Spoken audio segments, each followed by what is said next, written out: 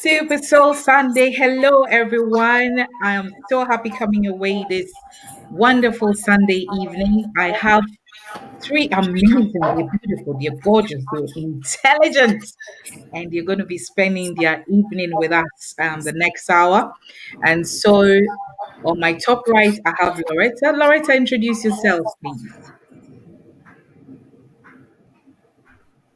Hello, everyone. Good evening. My name is Loretta Oduware Ogboro-Okar. I'm primarily an obstetrician by training and gynecologist, but I've come to do many things along the way. Um, Clinical stimulation and clinical educationist, as well as an author and writer of the book My Father's Daughter, then Heartware, and there's a third one in the pipeline. Thank Oh, you. It's a thank pleasure. you. Wow. A woman who wears many hats. Fantastic. Welcome to the show. And then I have Daniela. Daniela, please introduce yourself. Hi, my name is Daniella Pritchard. I work in a local hospital in Essex. I'm a registered general nurse, and it's a pleasure to be on the panel this evening.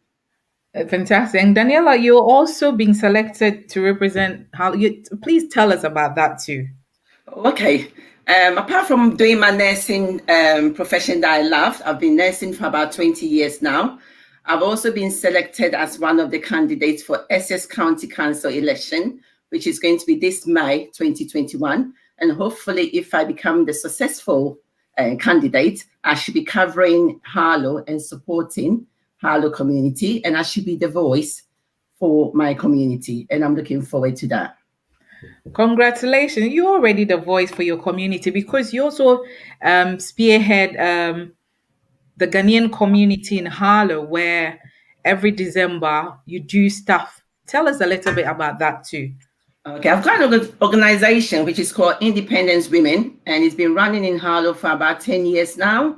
And what I tend to do is we raise funds for charity, and the charity that we tend to support is the homeless people in Harlow. And I think these people need to be looked after as well. Sometimes people stereotype thinking people that are homeless are drug addicts, but sometimes it's circumstance that lead people into that. People could be lost of job. That person could be someone that is struggling, and I tend to support those individuals, and I've always loved to support. And Nana has been good supporter as well. Thank you. Fantastic, fantastic. Loretta, you did not mention the other stuff that you do in your community for the Edo community. So I want you to tell us about that too. I know you are Um, proud. Thank you. I actually am proudly Benin. Yes, proudly from Edo State. I'm proudly Nigerian. And I'm really pleased to be amongst my West African sisters here. I think we are all Pan-Africanists in our own way. So I'm very, very key in working with women um, and working with disadvantaged groups. I worked a lot in the community in terms of illegal migration. And ironically, I'm doing a PhD in criminology and law, looking at human trafficking and contemporary slavery.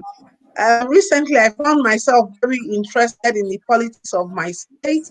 The reason is simple. If we all sit down and fold our hands, then we let evil thrive. You know, evil thrives when good men and women sit down and fold their hands.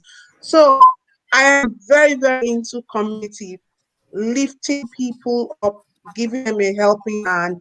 Myself and my husband run a charity. It's an NGO that typically we give scholarships, or should I say, we reward excellence every year for about 8 or 9 years now. A brand new computer and £200 to the best graduated student from the University of Benin. I mean, these are some of the things we do. Thank you.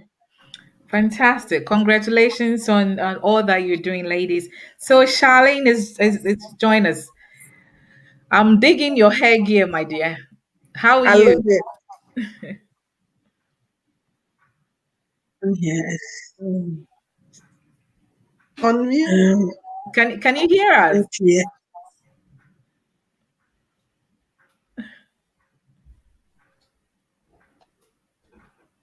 Efwa. Efwa. And Hello, sorry. Efwa. Yes. Please introduce yourself. Okay.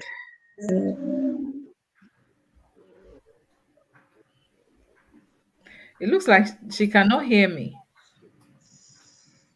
Okay. Efwa, can you hear me? Okay. Well, let's go on when she comes back on because it looks like she cannot hear me. So to this evening, we are talking about COVID-19. COVID-19, we everybody, I mean, it's a global pandemic. We are all experiencing one way or the other. This evening, we pray for families, for everyone who one way or the other have lost a family member, a friend, a colleague. We pray that you find peace. We pray that you our condolences, and we pray that the good Lord upholds you and strengthen you. So Loretta, how has this pandemic affected you? On a personal note, I think it has made me see the good in our shared humanity. It has made me realize that Louis Vuitton shoes and bags, the stilettos don't matter. It has made me realize that your best cars can be parked in your driveway and you actually don't have anywhere to go. It has made me realize that the best things in life are free. And like I have always said, even before the pandemic, it has reinforced in me that our shared humanity is the true religion. So this is the time when you need to check on people if you don't hear from them. This is the time for you to realize that selfishness doesn't pay. Selflessness is what works. Because as inconveniencing as wearing a mask may be to you personally, you have to wear it so that you don't infect others. You have to ensure you wash your hands. But most importantly, it has showed me that when communities pull together, then they can surmount everything. There's an African parable that says one broomstick cannot sweep a yard, but a bunch of broomsticks can sweep a yard. So I think on the very good side, COVID-19 has made that possible for all of us. However, on the negative front, it has heightened my anxiety. And I don't think I'm alone. And this is one thing I found a solution to by sort of reducing the barrage of information. It's like COVID, COVID, COVID. You turn on the television, it's like 10,000 people died here, 4,000 died there. A lot of, even as a medic, as a doctor, it really heightened my anxiety. And I found that it took away the rhythm. There was no rhythm in life anymore. You wake up, you don't really know what to do, especially with the homeschooling. I don't know if I'm alone. My children wake up and, they're like, oh, mommy, we are schooling today. My son logs on to Teams and then has his back and he's playing his computer game. And I'm like, no, that's not how it works. But that physically sitting in the classroom, that discipline is lost and that reading is gone. And all of us, I think worldwide, we've shared in this anxiety. But Thank it you. is always important to find the good. Thank you. Thank you. Thank you. Okay. If4 is back. So If4, can you hear me now? Yeah, finally. Finally. Finally. Fantastic. So please do introduce Yeah. yourself.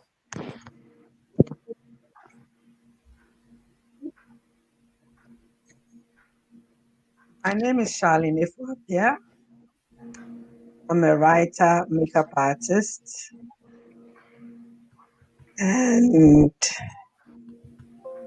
I am a survivor of COVID. You're a survivor of COVID.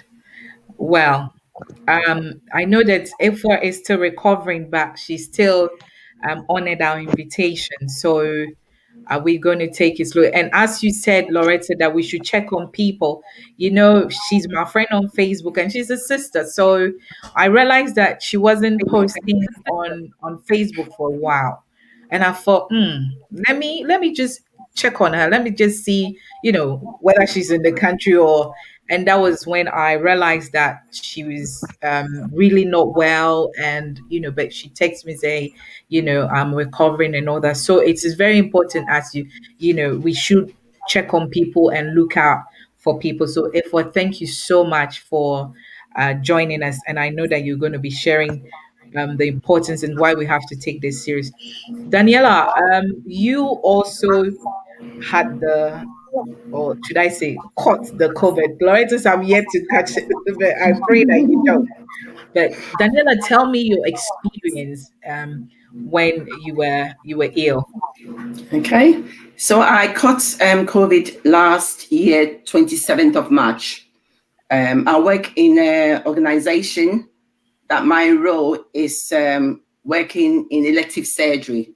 So when we had a lot of people coming into our organization with symptoms, we have to stop operating and then turn into ITU to look after patients. That time, if you guys can remember, we didn't have the PPE. We were the first lot that had the COVID. And I was unwell for about 5 weeks at home. And it got to the stage that I remember I was saying to my daughter, this is my PIN number just in case I don't make it the following day. And I was giving my daughter personal stuff that I thought I need to share with her. And bear in mind, she's only 17. And it was terrible, horrible. You can't have any visitors. I can't cook. I had constant headache. I was on paracetamol almost every 4 hours. I had all the symptoms and very, very weak. And I think that also got me to understand that in life, certain things doesn't matter. And I think that also taught me that the air that we breathe in is very, very important, because at that stage, I couldn't breathe.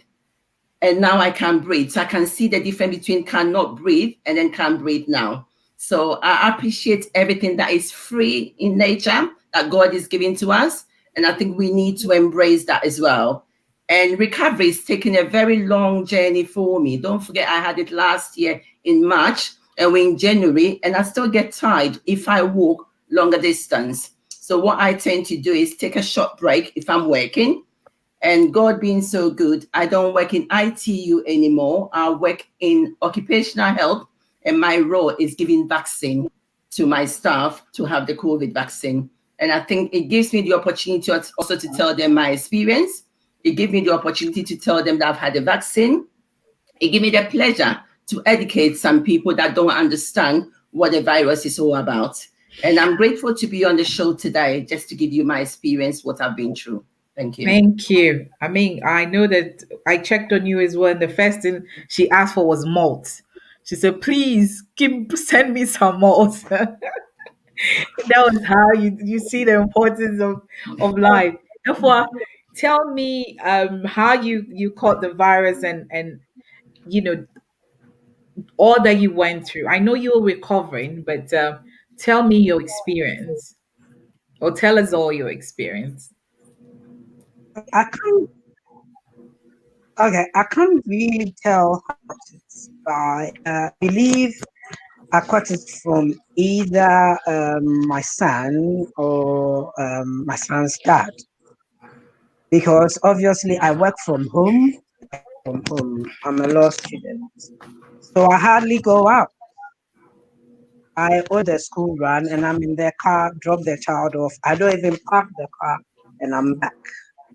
Anyway, on November 13th, which was Friday the 13th, I started feeling very poorly. But the previous day, I cried because I lost a friend on my 50th birthday. She was buried that day. So I thought I'd overcried. That's why I was having the headache. So I just didn't pay any attention to it. The next morning, my temperature was really sky high. And I was shivering. I felt bitterness. It felt like flu. Mhm. So I phoned my bestie and I'm like, I don't feel too well. And she's like, girl, go have the COVID test. And I'm like, how can I have COVID? I've not been going anywhere. I've been following all protocols. She's like, let's do it. If you don't have COVID, you don't have it. So I took the test on November 17th. Oh no, November 19th. And I tested on the 20th. By then, like I can't explain. My temperature was almost 40 degrees every time. I was shivering. I had 4 nights of like pure insomnia, not even one wink of sleep. I felt dizzy even though I was lying down all the time. I had headaches. I lost my appetite. I could see black dots when I opened my eyes. So half of the time I was lying down. The first time I tried to get out of bed, I just my legs felt like they just dropped off. I could read times and I kept hallucinating. And few times I was sleeping, all I kept seeing was dead people.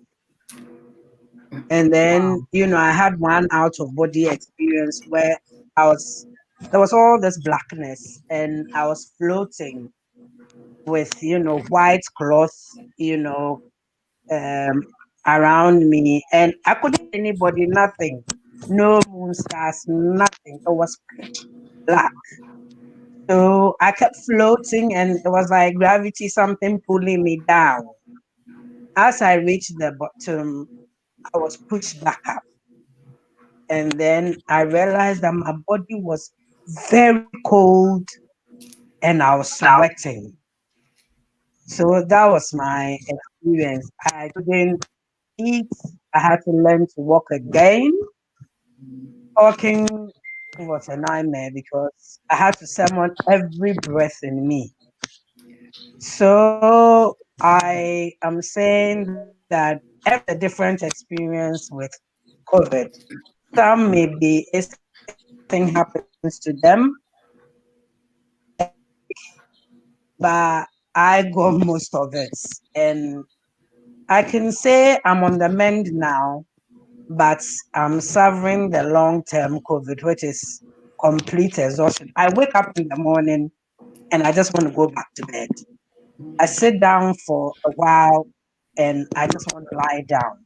I mean, today is the very first time you've seen me like this. I'm always in peace. Today I'm like, okay, I have to make the efforts. And since October, this is the first time I've put makeup on. So it's an effort. If you see me slumping, then please, I'm too tired. Well done, well done. Yeah. I So think that's my as we continue our conversation, you will show us the picture. If we put her picture on Facebook, her done because she's a makeup artist, all glammed up, and then when she caught the virus, how she was looking and it was scary. So you will show us so that those of us who are not taking it serious will take it serious. Let me come back to Loretta, but in advance, I want to apologize. Loretta has another program she has to go to, so I have six. She will have to leave us. And Loretta, I know that you've been doing a lot of write-ups on COVID regards to our community. What really got you into that?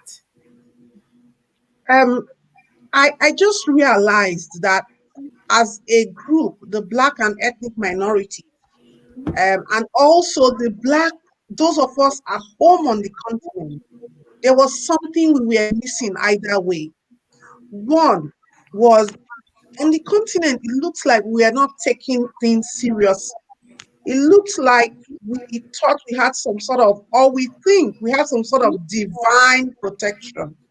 Now, my reflection was, if we actually do have this divine protection, why don't we do our own bit to maximize the divine protection? Then coming back here, I find that us in the Black and ethnic minority groups, are we doing enough? Are we doing enough to sensitize our people that, hey, look, this thing is real? Well done to people like you, Efwa. You know, Are we really coming out there to say these are the actual risks? Because you find us, I think we are still just a bit careless. You know, you find people still taking, as far as I'm concerned, unnecessary shifts. People are still taking unnecessary shifts. People, unnecessary exposure. You're fending for money, working and chasing money, half of which you're going to send back to Ghana, Cameroon, or Nigeria. And people are going to use it then to do parties in Cameroon and Nigeria where COVID is raging. And then you find the rich in our societies on the continent. They sort of give a template for COVID to spread.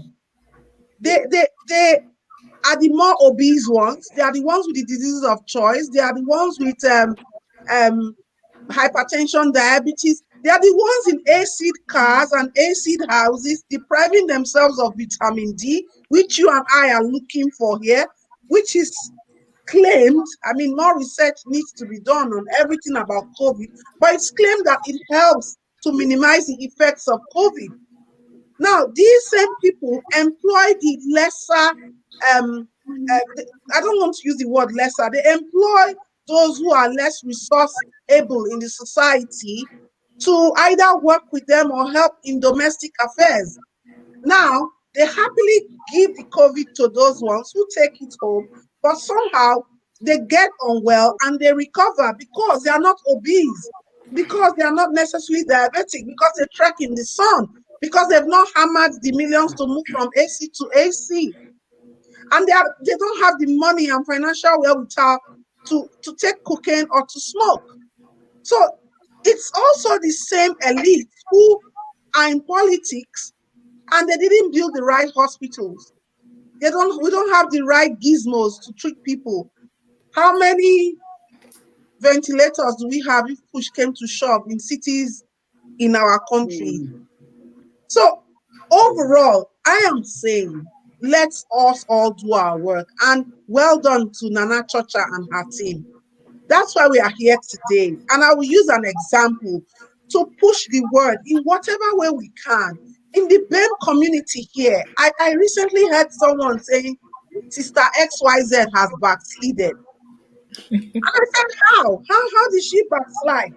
They said, well, at least in the first lockdown, they said there was no church and we were doing it electronically, Zoom. This second lockdown, we're allowed to open church, but Sister XYZ still doesn't come to church. And I said, oh, really? And you think that's a sign of backsliding in these times?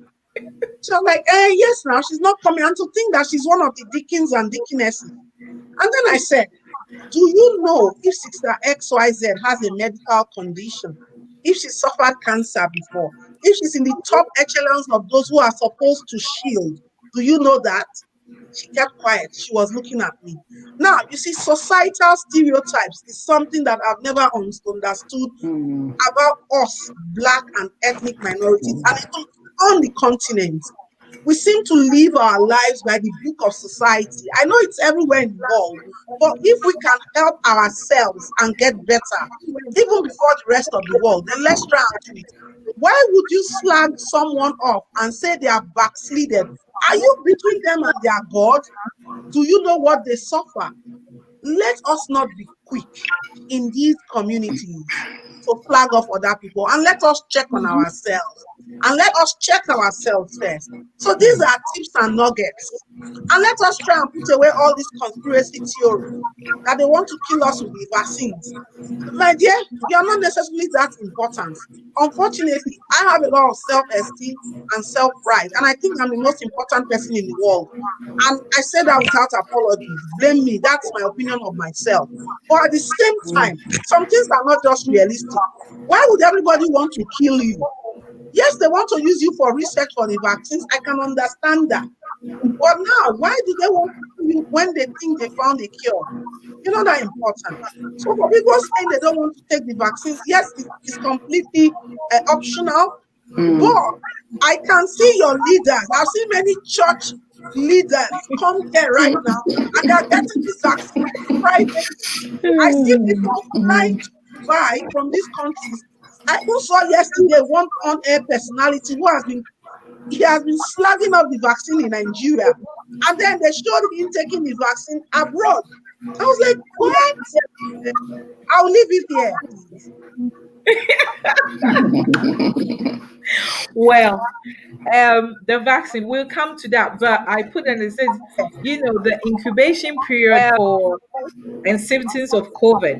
From some people have it between um, 5 to 6 days. Some people, 1 to 14 days. So we all don't know. And even now, they say people are carrying it, and they might not even know that they're carrying the virus. So we really have to be very careful with your symptoms. If when you say you're having, you know, you were hallucinating, you had difficulty in breathing, fatigue. Some people also have diarrhea. Some people vomit.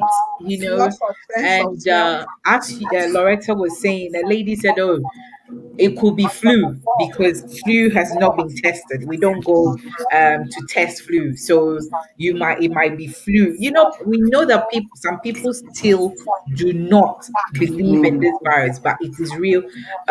Daniela, you are on the ground working in the hospital.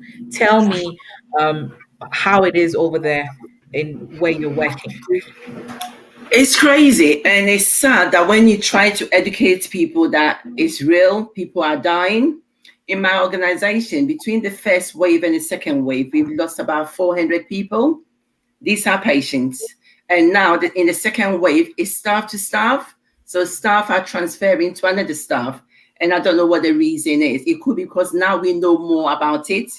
Some people are finding it very difficult to put the mask on. Some people are saying that they can't put the mask on because of health grounds. I'm not being funny. I'd rather put the mask on to prevent me from catching it than not wearing anything at all.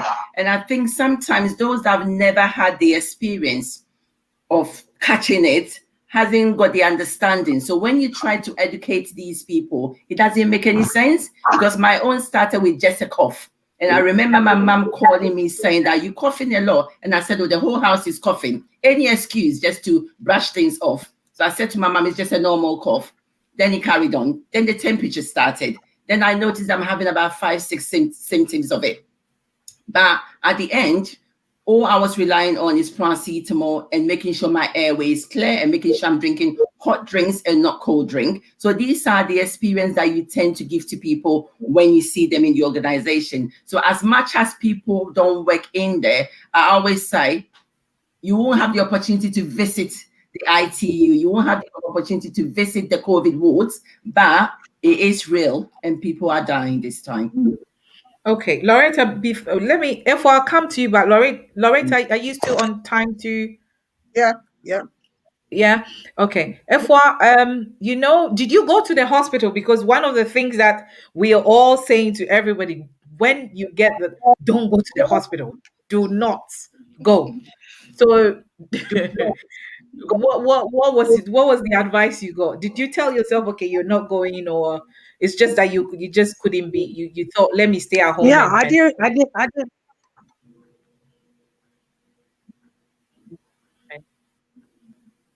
I didn't want to go to the hospital. I ended up not going because I had a revelation that if I leave this house in an ambulance, I'm not coming home. Yeah. But because I was hallucinating so much, it was difficult to explain to people the reason why I didn't want to be in hospital. You test positive, you get COVID handling. I don't know if Daniela, you got one. They called me every day about 2-3 times a day, checking on me. And one day, I think on the 27th of November, my breathing was really bad. I was struggling.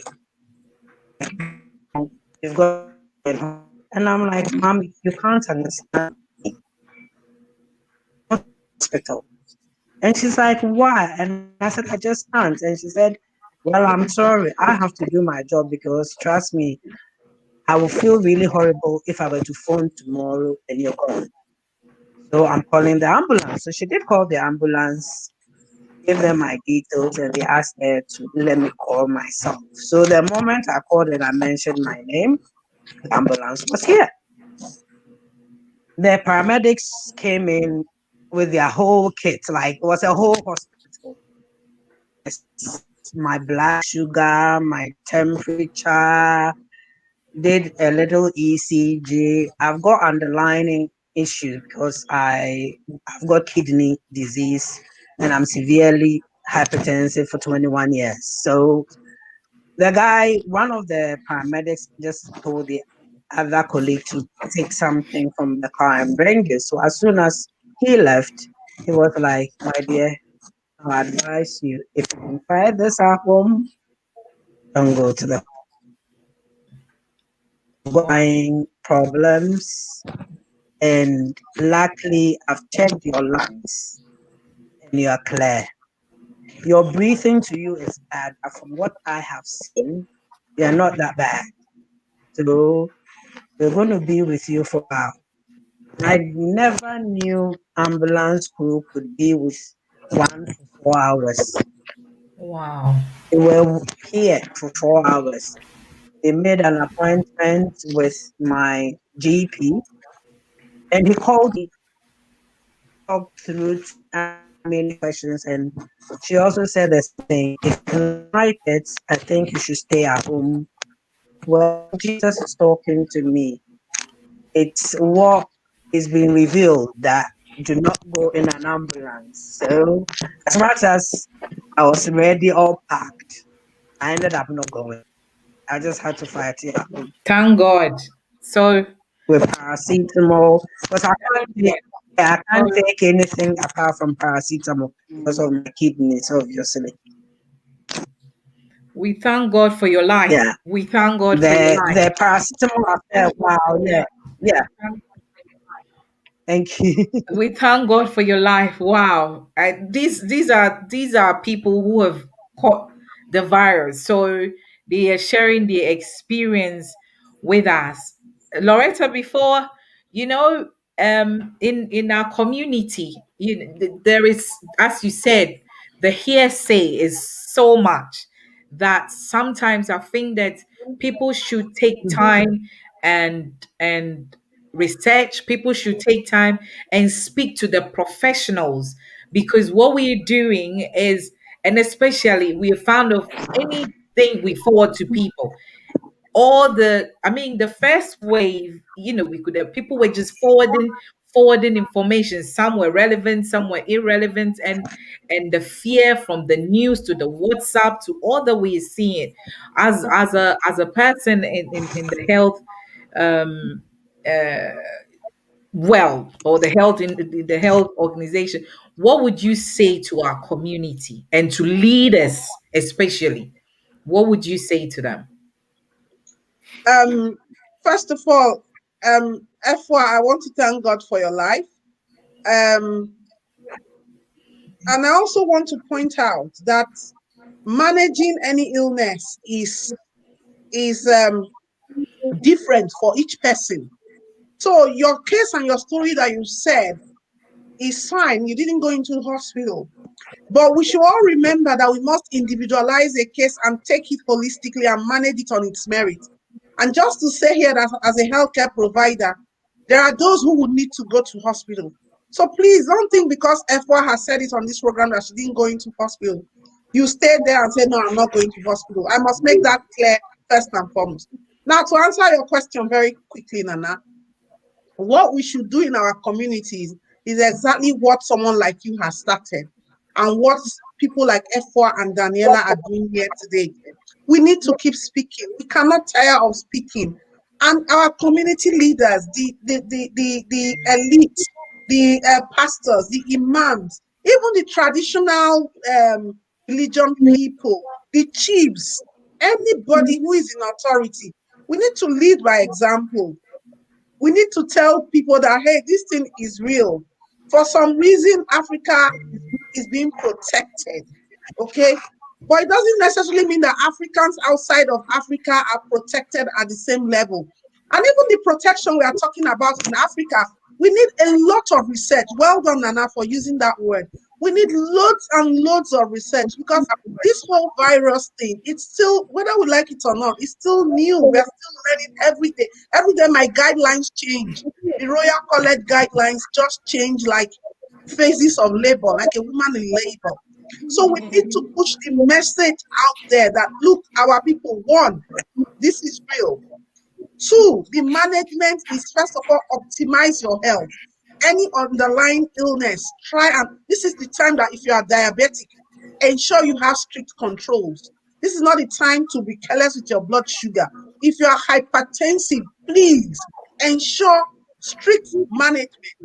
And then disclose these things in your workplace so that they can properly risk assess you. As Africans, we are so secretive for irrelevant things sometimes, and sometimes by virtue of where we find ourselves. Because if I come into this country as an illegal immigrant, forgive me, I'm working in illegal migration currently, and I come in with a passport that reads that I am 30 when I am 45, it's going to have effects later when I get a job. At the job and to the doctors, I'm 30. But my real biological age is 15 years over. So when they are managing me, they're going to be managing me 15 years less, and that has its implications. You are smiling. So these are things. Disclose to your healthcare providers. They will not speak out. They will not run the immigration and go and say, oh, she's really 50. No, we are trained not to do that. Please. And keep talking and researching, seeking information, and giving information. Well done again, Nana and team. There is no need having information and not sharing it. Well done, Daniella. You just told us 400 people died in your workplace. These are people with families. So if you look at it, more than 400 people died. Maybe 800 people died because thousands would have lost their minds with those people who died. So this is real, and let's take that message. Let's take it. And finally, to close my side before I leave, I want to tell us that some of our problems are innate. They are within us. They are the way we perceive ourselves. You know, the way, if you don't think that there is something within you deposited in there by your maker, and that thing is leading you to somewhere, you have something to give the world, you will give up. Efwa here did not give up. There was something in her that told her that there is something you need to give, and she hung on to that thing. And I am telling you, that's something I explored very, very well in my book. Nana knows. This book is on Amazon, and I found that during this COVID time, somebody wrote to me and said, I read your book, and there was a part in there that ministered to me when I was unwell with COVID. And it was the part where you said, until your assignment is done, you're not going anywhere. And she said, I just said to myself, my assignment is not done. So, Nana, my question to us in the Black and ethnic minority, and even on our continent when we are at home, is what is our assignment to ourselves?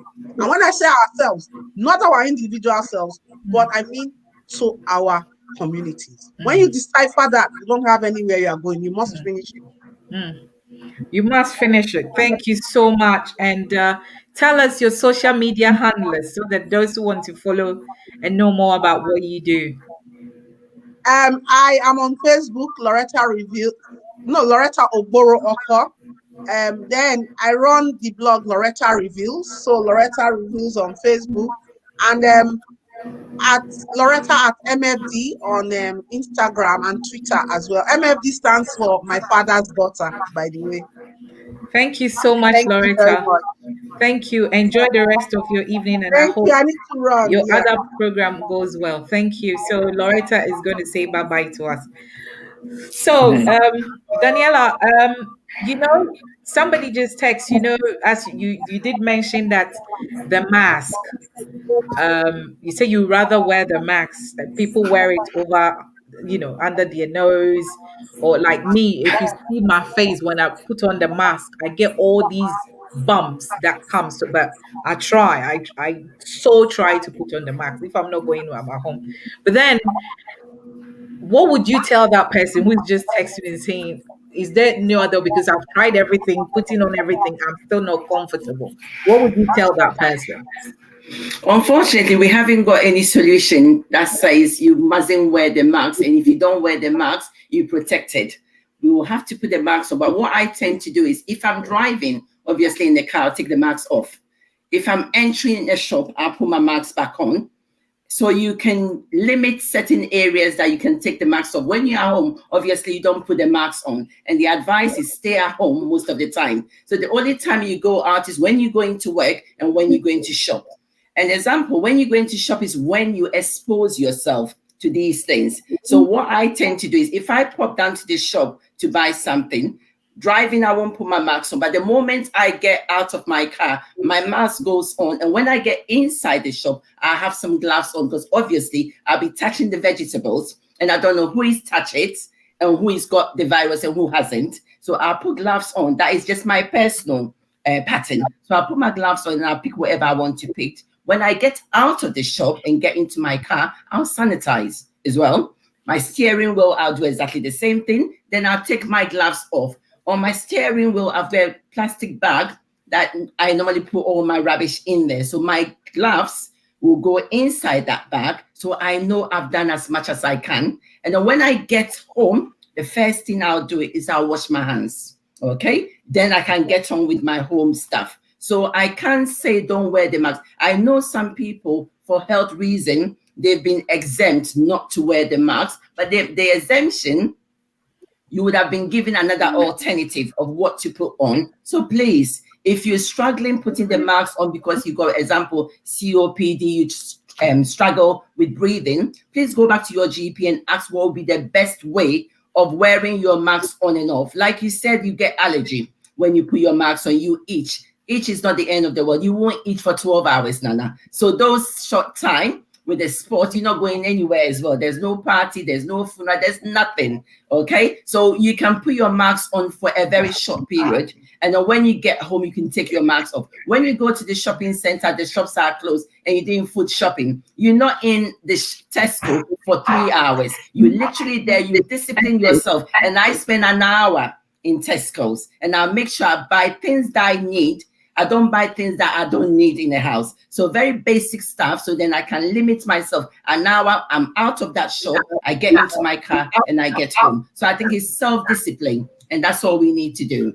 Self-discipline. No, if you don't go out, we are told not to go out. So don't go out, stay at home. If you're going out, please wear your mask. Wear your mask.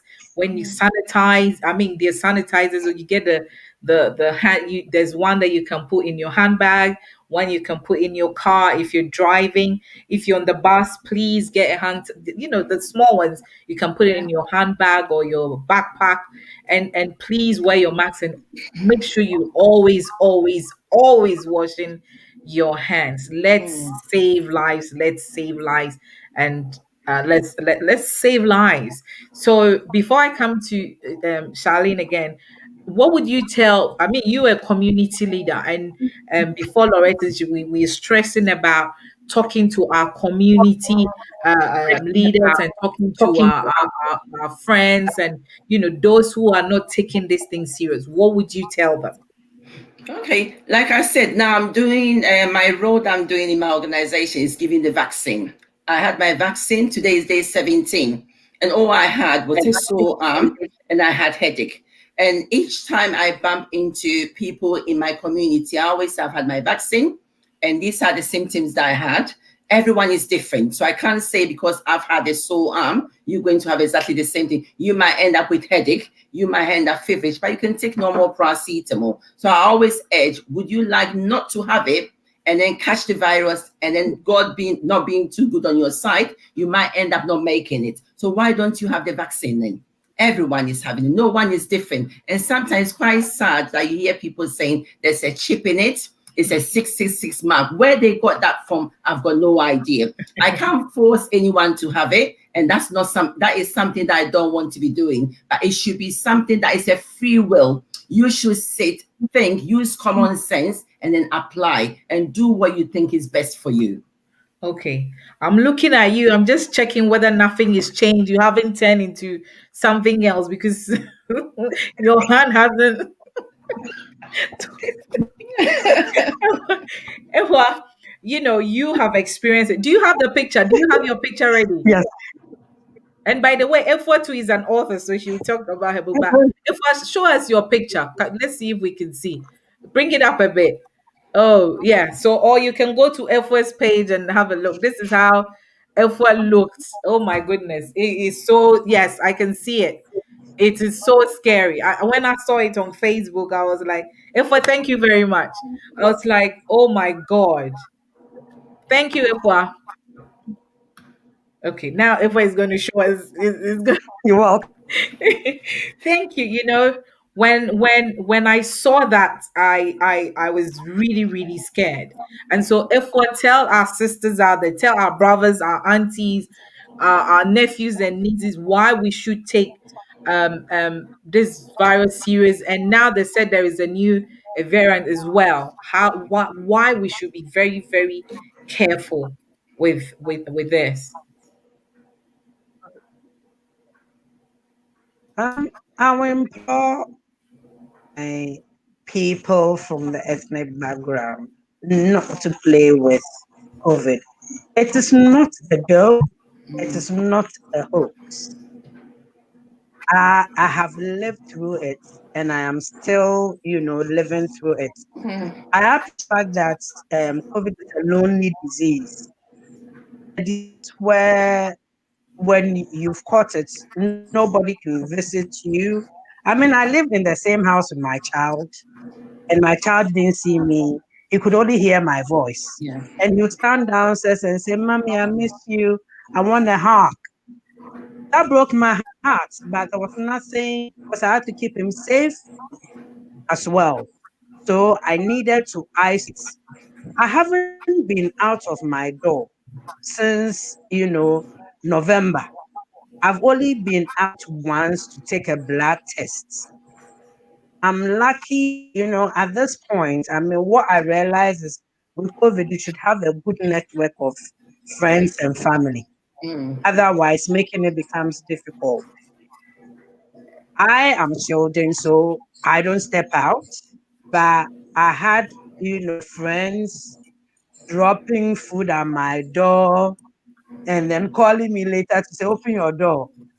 One friend even brought some soup and I just wanted her to see me, but I wasn't going to open the door and she was just, when you bend down to the stuff, how she ran when she saw me, the way I looked burnt, I changed. She she almost fell, ran into her car. But this is what happens. Not everybody is lucky to look the same. I went from 0 to 100, changing. You will definitely come back like I am back now. However, once you get this, like Loretta said, seek medical advice because we are all very different. Let a health professional tailor your treatment. The fluids, hot fluids are the most important. Paracetamol worked for a while, but it wasn't really getting the headaches. I phoned the doctor. She's like, take Panadol. I took Panadol. I felt really good. And then after 3 days, I started drooling. Like there was just spit running around my mouth. Oh. I just couldn't swallow. Yeah, I was drooling. I called her. She said, stop immediately. So I stopped. Gave it 2 days and went back to my paracetamol. There's this local hibiscus drink called Bulu. I mean, that with ginger and spices from back home helps. Anytime I drank it hot, my lungs and breathing, my airwaves felt more open. My chest felt lighter. And soups, I found out was that I couldn't eat foods. So I was drinking a lot of light soup and that also help. Also, make sure that as much as you can't talk, have one or two can check on you for you to say you are okay. I had this big sister. I don't know how I can thank her. She lives in Croydon. Her name is Candy Kese. From start, she would phone me. She would, you know, check if sometimes as I'm sleeping, she's like, no, you're not feeling too good. Hang on. Let's pray. She would pray in her mother tongue. She would motivate me. I mean, in the middle of the night, she would phone, are you sleep, Abby? I can't sleep. She would say the Psalms with me. She would encourage me. She would be like, girl, you'll be fine. You know you're strong. Her name is Candy Kise, and if she's watching the show, I would like to say a very big thank you to her. Even though she was all the way in South London, it felt like she was watching over me as I slept in the morning. Have you taken your medicine? Have you done this? I mean, she walked this journey with me. She could feel my pain. So it's important to have that person. My sister in the US too, same thing. It is important to have one person cater your prayers. So the day Candy will phone and I'll be like, she knew it was a very bad day. And then she would get little ones that he could, I mean, he caught it as well. So it's like, can you please check on her? I don't think today is a very good day. You know, when before I collapsed, I remember for 4 nights I hadn't slept. So I was very sweaty, my hair matted. I couldn't have a shower. She's like, don't worry about the sweat. Just get your energy before you try. So it's good to have someone in your ear encouraging you to eat. Because one thing with me was I did not feel eating at all. Couldn't eat, but they kept going on and on. Just have to. So it's always good to have a network of friends and family, someone to check on you. Because sometimes you can also the day I managed to sleep after the 5 nights without sleep. Oh my god. I think I slept for hours on end. I just open my eyes and then go back to sleep. It was important that I had Candy to say, no, you've been sleeping for all this while. Please eat.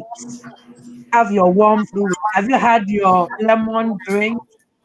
And I am so, so grateful that God placed her physically to help me through the journey. I implore everybody, the mask, I know wearing it is difficult. I don't have to go out, so I'm shielding, so I don't wear the mask. When I needed to go into hospital, if the mask is a problem, wear the shield that you can breathe. If someone breathes onto you or fall on the street, you're still protected. And I feel sad when I look up Facebook. I mean, highly intelligent people, highly educated people, having lavish parties, taking selfies without masks. I mean, God watches us, but He helps those who help themselves. This new variant, yesterday, I heard on the news that at first they said, oh, it spreads really fast, but it doesn't kill as much. Now I'm hearing again that it kills, it's more deadly than the old variant. So because there's so much uncertainty about COVID, please, please, please, my ethnic people, it is killing us because most of us, because of our type, we have underlying diseases.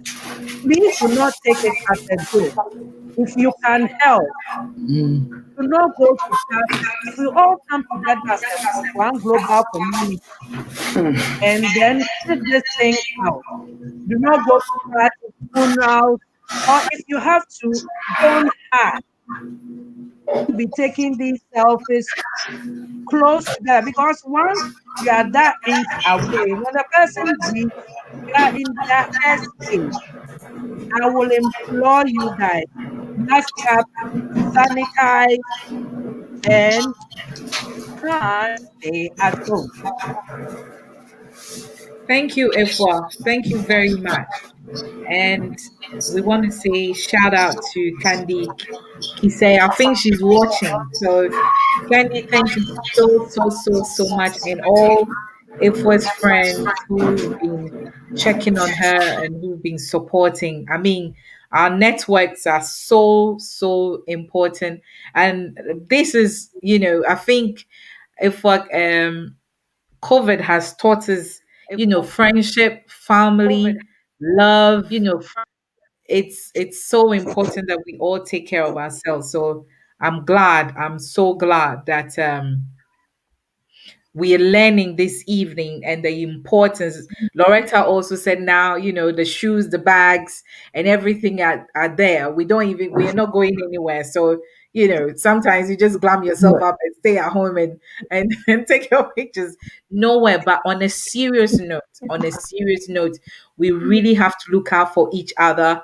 We really have to take care of ourselves. We really, really have to, and take care of this or of what is going on. Daniela, so the vaccine that we come back to the vaccine. You are now giving the vaccine out, and you said you've had your vaccine. You've had the first one, not the second one. The first one, the first dose, yeah. If have you had yours? No, If my doctor said he'll call me, and no, I haven't had mine you yet. haven't had My it, doctor said he'll let me know they're going to when it's call my you turn. No, and not yet. My okay. So doctor said to yes. I will okay. take it, definitely. Definitely. You would take it, of course, of course. Yesterday, I I happened mean, to stumble on. Yesterday, I happened to stumble on somebody's Instagram where he was having a serious argument with some leaders regards to the vaccine because as Daniela was saying, that is the mark of the beast. And so it was a heated argument, and I thought, you know what, each and every one of us should make enquiries, should educate ourselves. You don't, and the saddest thing is that in our community sometimes it's those who are not qualified, who are not the medical professionals who give advice, and it amazes me, and somebody might lose their life because of listening to another person. I mean, look at this person who was telling someone not to have the vaccine, yet they have gone to have it. So it is important that all of us, learn, educate ourselves, read. I know we are being bombarded by negativity, the news, and sometimes it's overwhelming. But yes, still people are losing their lives. Yes, still people are still on ventilation. Some people have recovered, but they're not back as Ifwa is saying. Ifwa is still recovering, and I'm so thankful that you have really made the effort to come here and share your story with us.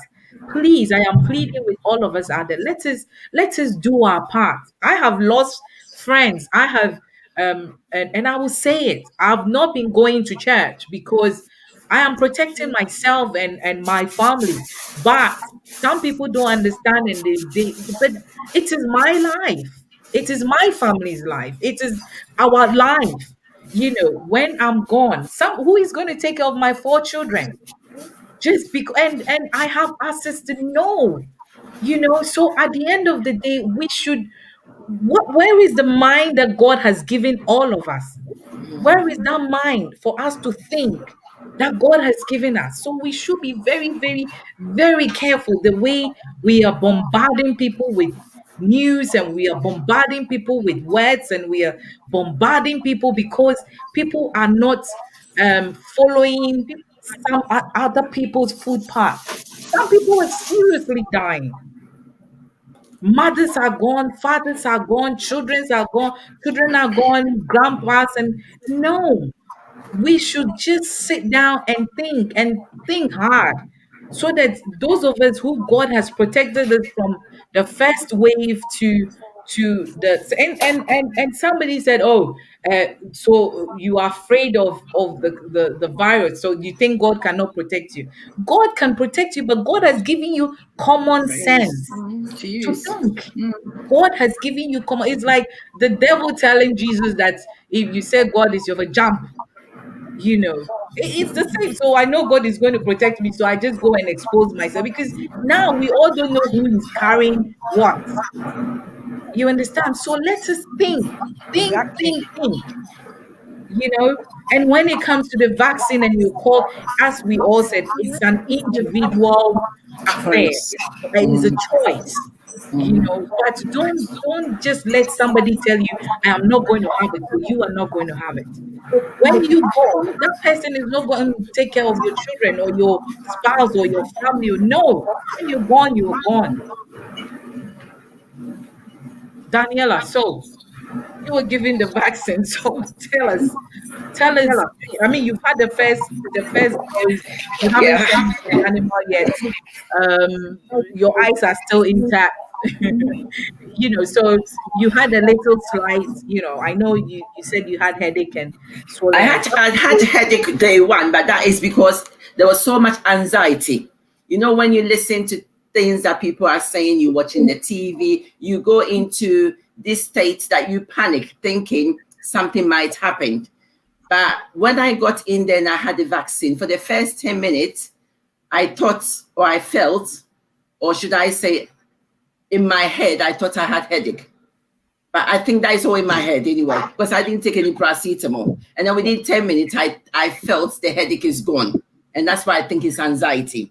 And then from because that, we've been yes. bombarded with fear, isn't it? Yes. With all the conspiracy theories. I'm not saying I'm not a health professional, so I'm not saying, but everybody have their opinion for that. But most of the time, the fear, when you are so fearful, you even bring the things that are not supposed to happen to you, bring it to yourself. So by the time you're going to have it, because you've been bombarded so much, you tend to fear, and Yeah. and which is, we please, so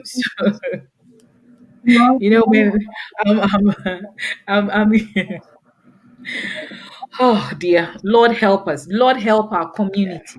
Yeah. Lord help our community. So please, I today on the news they still saying, community leaders, faith leaders should be talking to, because our community are very hesitant in I'm not campaigning for the vaccine or anything. No, that is not what I'm here for. I am here that we should educate Yeah. ourselves. If you do not understand anything, go to the right source, go to the right people, go on the even on the internet, you find the good, the bad, and the ugly. But there are people out there. Phone your GP, ask them, why do I have to take it, this and that and that. You understand? And then as if we're saying, we're taking I mean, we that are from Africans, well, we are blessed that we have all these. You can have your pepper soup, you can have your sobolo, all these. We do all our concoctions, and we keep going. But on top of all of that, and we are praying, but on top of all of that, we have to have common sense. And the common sense even is the most expensive commodity in such time that we live. Daniela, finish us. There's not much to say. Like you said, we're only educating people in the community. And like you said, you were right. You can't force individual to have the vaccine. It's a choice. Because before, people that spoke to me maybe 2-3 months ago, I would have said, no, I'm not interested in the vaccine. I'm not having it. But I got to the stage, I have to sit and reflect. What do I do?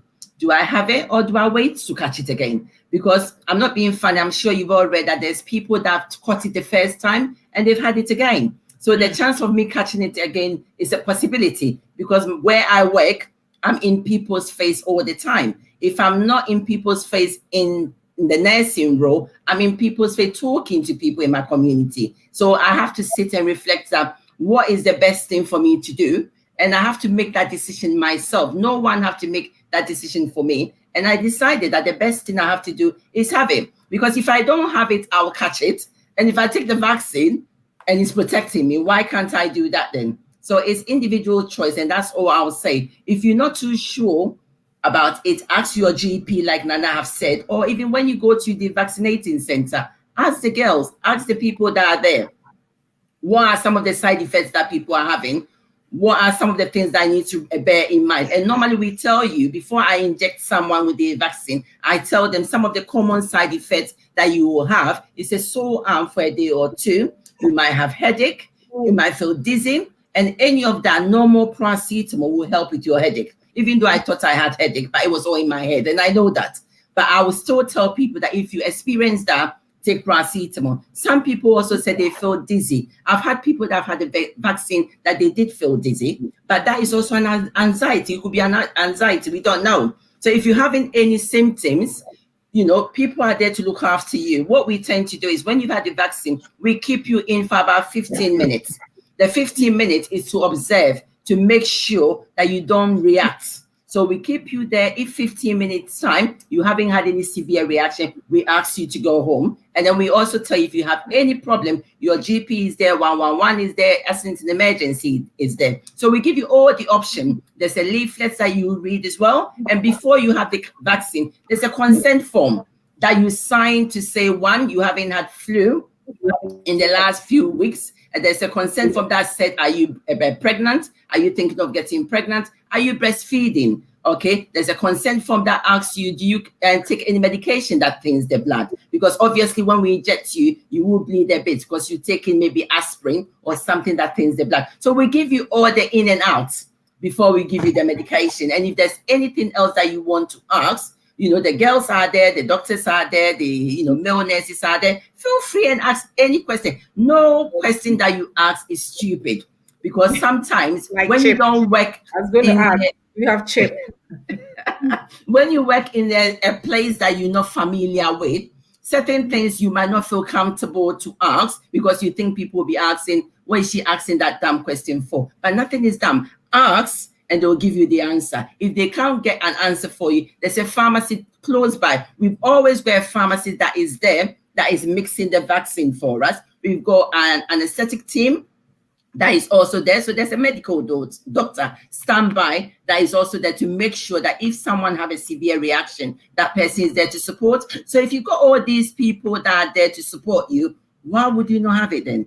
I don't understand. But like we said, it's individual choice. And please think about it. Ask yourself, why do you think you need to have it?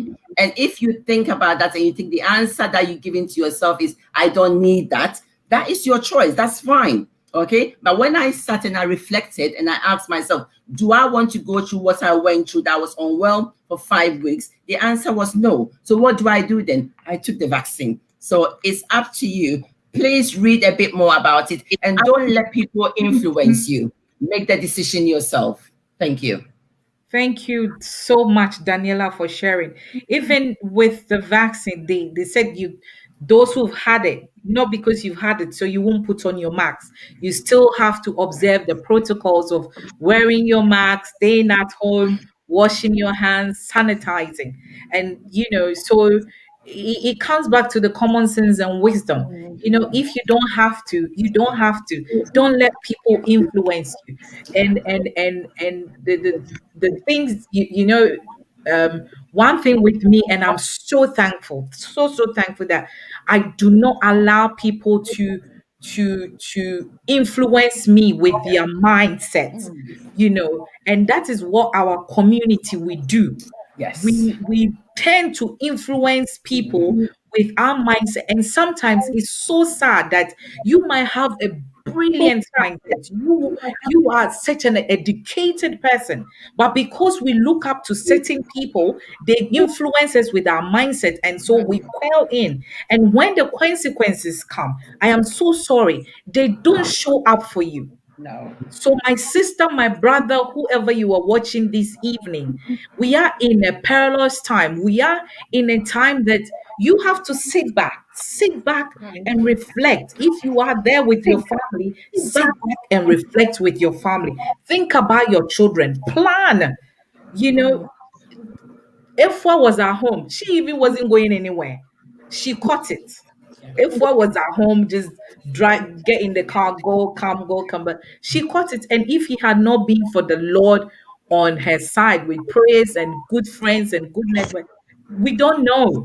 If I had not contacted her because she wasn't posting on Facebook, I wouldn't know.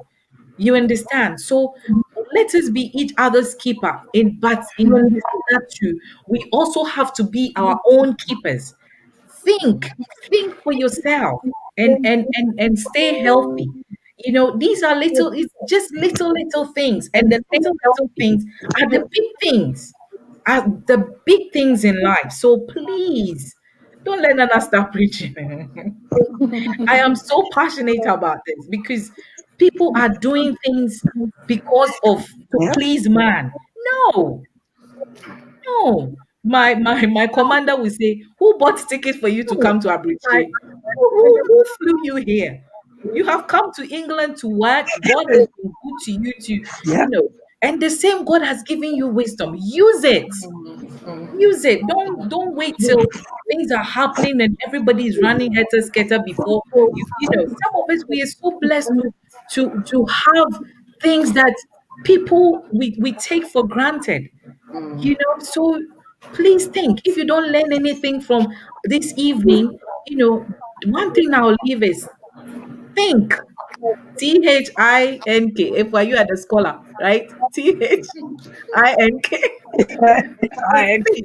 think, yeah. Right. Wash your hands, wear your mask, sanitize, stay at home if need be, if you're going for Don't touch exercise, the face. and very, very important. And you are the NHS lady. What do you say? Save lives and what? Stay at Stay home. at home, save life. Yeah. Stay at home, save the NHS, and save lives, right?